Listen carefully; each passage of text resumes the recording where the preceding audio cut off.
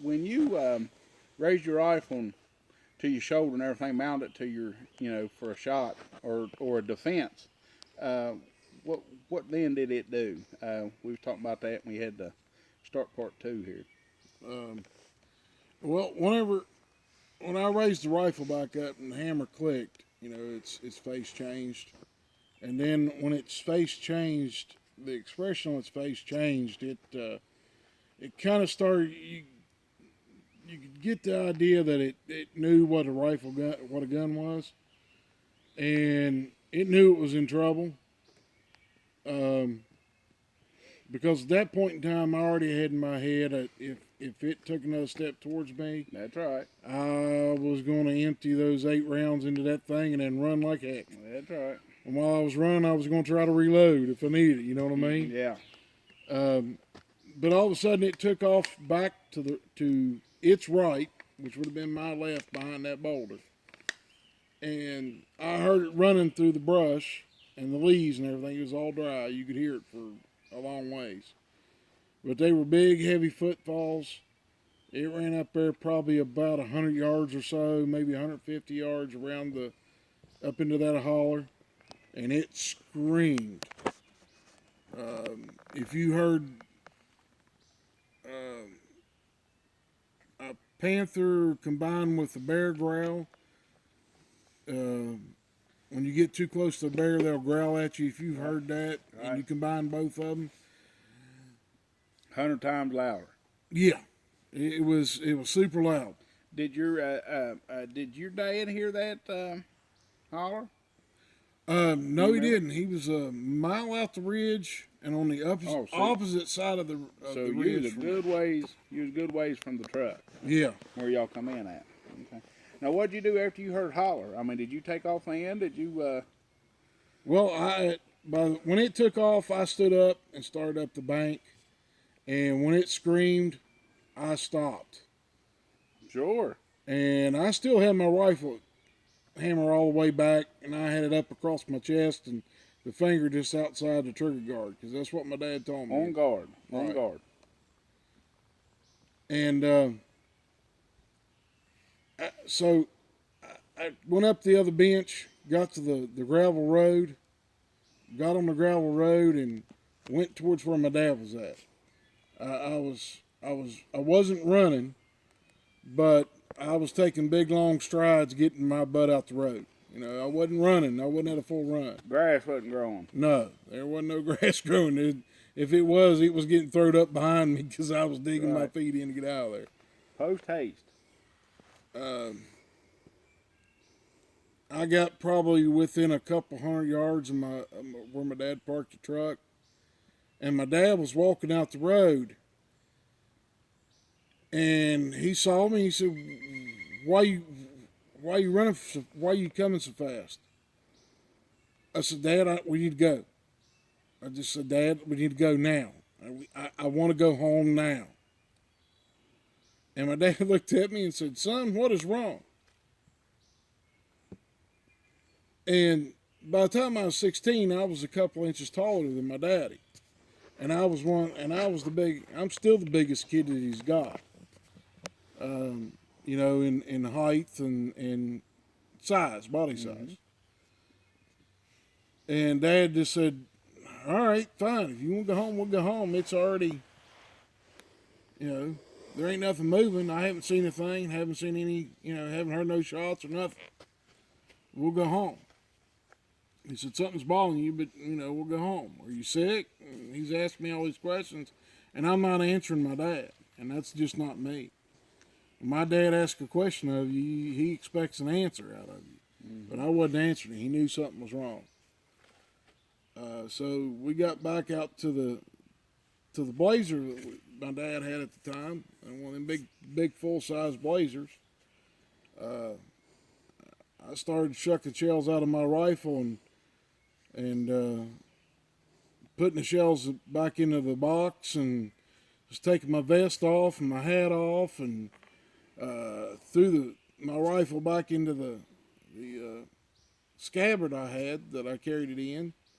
When we were in a vehicle. Sure. And Dad kept asking me, "What's wrong? Are you sick? Is your stomach bothering you or what?" And I said, "Dad, I'm not talk. I don't want to talk." I couldn't hardly talk to my dad. So he unloaded his rifle and he put it back in his gun case, and he got in the driver's seat, started the blazer up, and let it warm up for just a little bit, because back then you didn't have fuel injection. You had carburetors. You had to let them warm up just a little bit before you can take off and they'd run right. So we got back in the truck. We started back out the ridge, and we had to go right by where I was at when this happened. And I kind of buried my head in my arms and kind of shrunk up in the seat. And Dad looked at me. He said, "Boy, what is wrong with you?" And I finally looked at Dad and I said, "Dad, I really don't want to talk about it right now, Dad. I don't know what, I can't explain it." So we get back out on the road on the blacktop, and we head back towards the house. And we got all the way out to the interstate, and got back on the interstate, and Dad, every once in a while he'd ask me a question too, and I wouldn't even acknowledge the question all the way out the road. We'd done been in the truck for an hour and 15 minutes, hour and a half, whatever. And Dad got on the interstate, and he said, "Now look, son, you're going to tell me what's wrong." And I said, "Dad, I'll tell you, but you're not going to believe me." And I started telling Dad everything that happened, what I just told you. And Dad said, "No, you didn't see one of them things. There's no such thing in these woods." I said, "Dad, the thing was within 20 feet of me, looking at me like I was a piece of meat, with his teeth bared and his lips pulled up, baring its teeth and growling at me from 20 feet.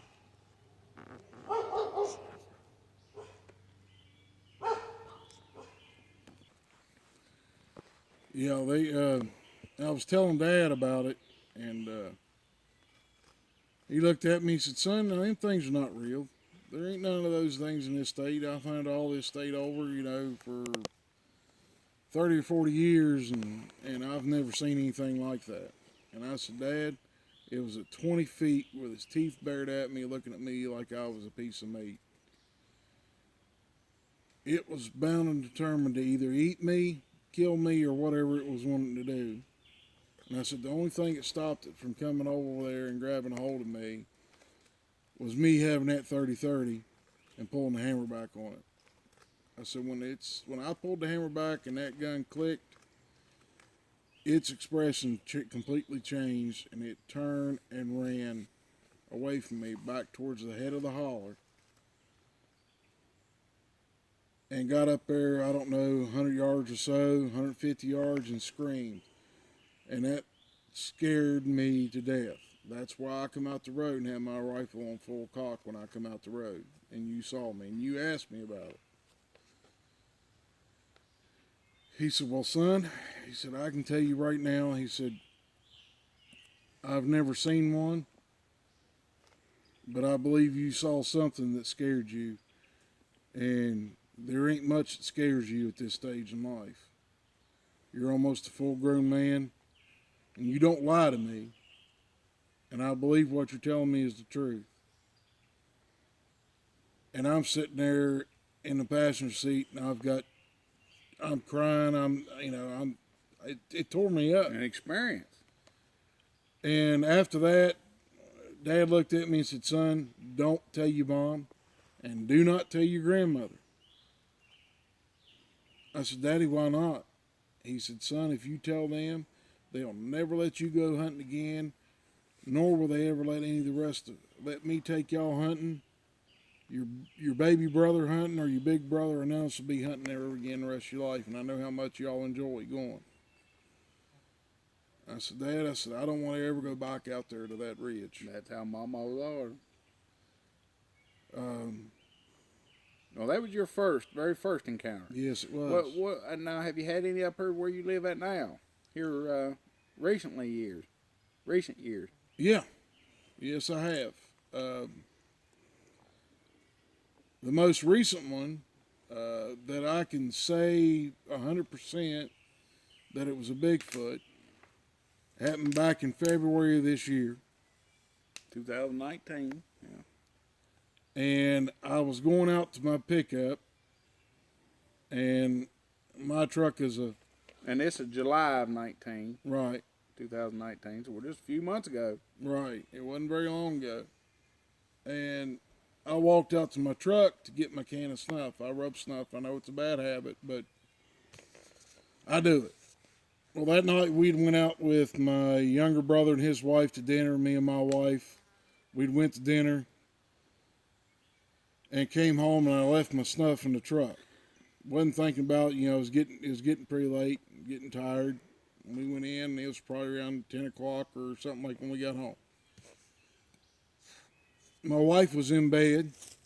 We went to bed, and I'd woke up about 4 o'clock.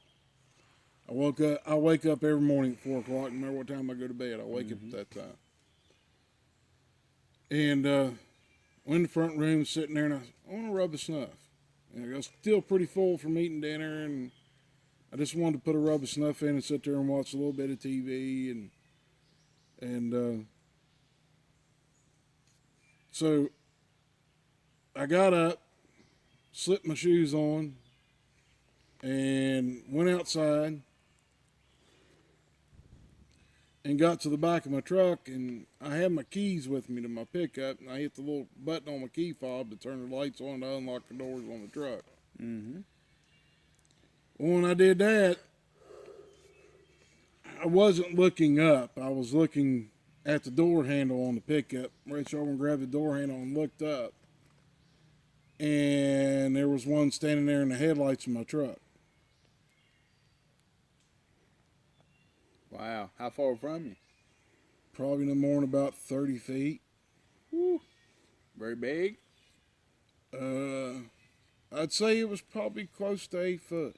It looked like about the same size as the one I'd seen when I was 16. Well, no juvenile. And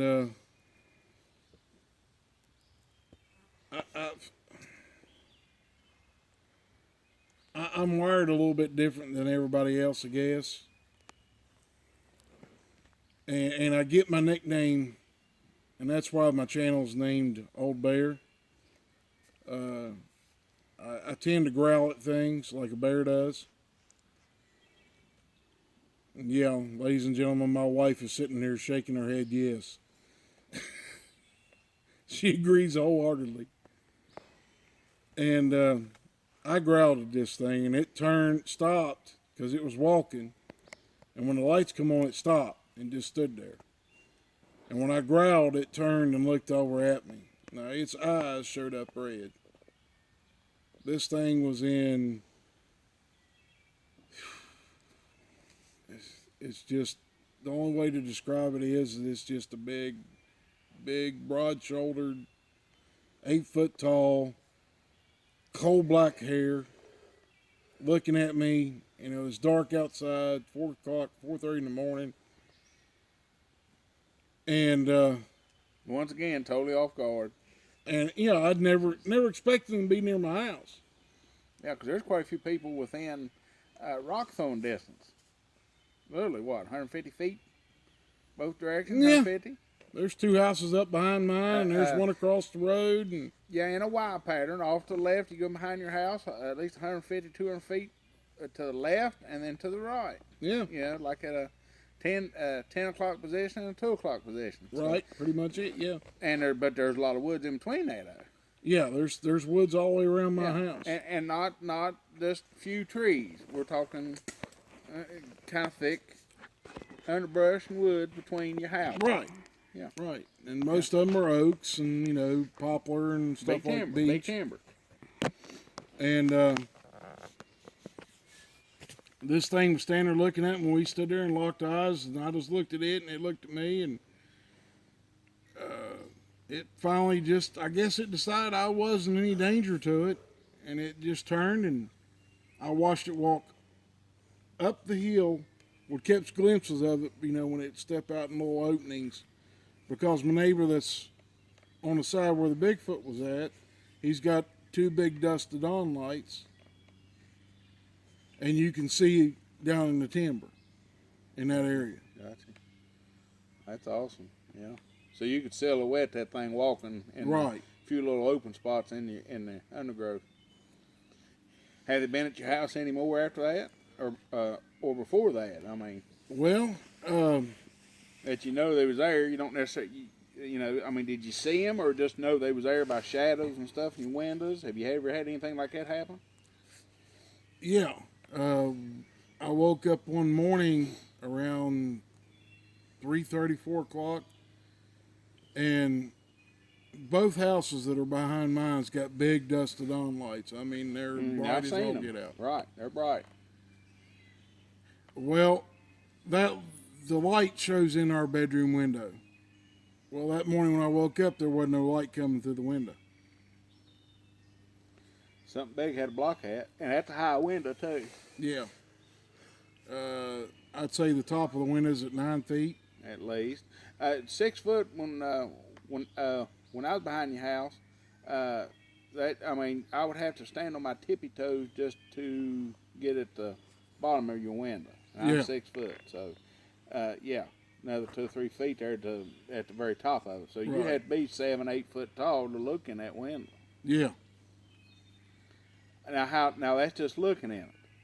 Right. How tall would you have to be for your body mass to cover that window? So that's just not somebody being a peeping Tom. Right. They couldn't peep in anyway because our blinds are always rolled up. So if you're even above it on the bank looking down, you can't see through the blind. Right. But that's something else that was kind of strange that happened, and I thought it was kind of weird. One morning I got up, was going to work, and I parked my truck beside the house, not in our driveway. I made a little place to park there at my house on gravel. Yeah, beside your house. And was getting out there, going out and getting my truck, and what was funny was there was this weird sounding